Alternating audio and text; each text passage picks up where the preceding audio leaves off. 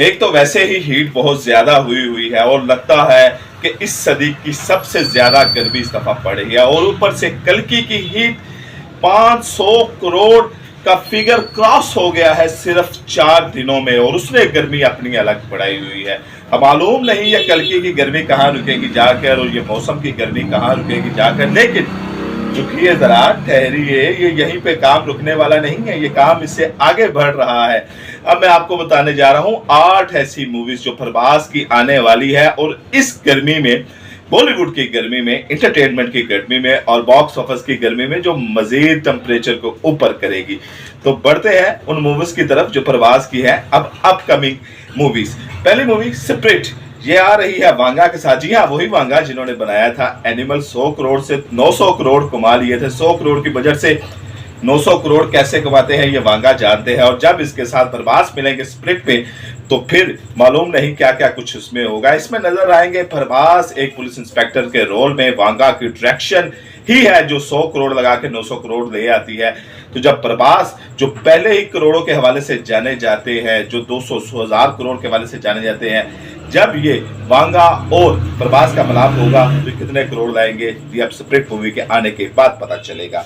KGF 3, Rocky भाई इस कभी माफ कीजिएगा आ रहे हैं। प्रशांत नील फिर एक दफा इसको हलचल मचाने के लिए आ रहे हैं। उस फिल्म में तो इमरजेंसी लगी थी, लेकिन अब ये KGF 3 लगता है कि एक बवाल खड़ा कर देगी। प्रशांत नील की डायरेक्शन में जबरदस्त फिल्म, पहले भी KGF चैप्टर 1, KGF चैप्टर 2 जबरदस्त मूवी रही है, हिट मूवी रही है। और प्रभास अब KGF 3 में क्या करेंगे, रॉकी भाई नजर आएंगे, लेकिन इसमें कुछ और भी ट्विस्ट देखने को मिलेगा, क्योंकि प्रशांत नील की जो फिल्म होती है उसमें ऐसा हो ही नहीं सकता कि उसमें ट्विस्ट ना हो।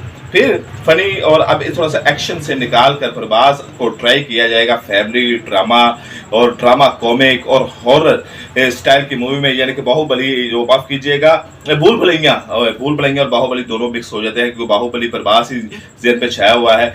भूल भुलैया किस तर्ज की एक फिल्म बनाई जाएगी जिसमें नजर आएंगे प्रभास एक फनी करैक्टर में, ड्रामा करैक्टर में, थोड़ा सा उसमें हॉरर का मसाला भी होगा। राजा साहब, ये राजा बाबू गोविंदा वाली नहीं, राजा साहब ये फिल्म होगी। तो आप देखना है कि जो ऑडियंस प्रभास को एक एक्शन और थ्रिलर के हीरो के तौर पर देखती है तो क्या उनको एक फनी और ड्रामा हीरो के तौर पर पसंद करती है या नहीं करती।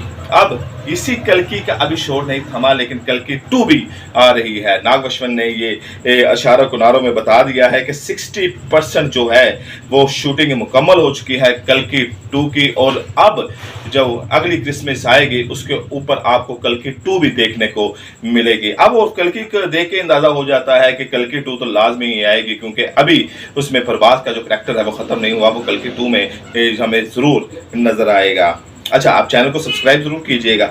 रवानाम ये फिल्म आ रही है, इसको भी प्रशांत नील ने लिखा है, और इसमें भी ये जैसे पहले एक आदि पुरुष फिल्म आई थी जिससे लोगों ने कहा कि प्रभास का जो है वो कैरियर खत्म हो गया, प्रभास कम बैक नहीं कर सकेंगे, लेकिन प्रभास ने कम बैक करके दिखाया। इसी तरह की एक हिस्टोरिकल सी फिल्म होगी रवानायन, इसमें जो आदि पुरुष की तरह ही मिलती जुलती फिल्म होगी, और कल्कि की तरह ही फिल्म जो हिस्ट्री के साथ इसको रिलेट किया जाएगा।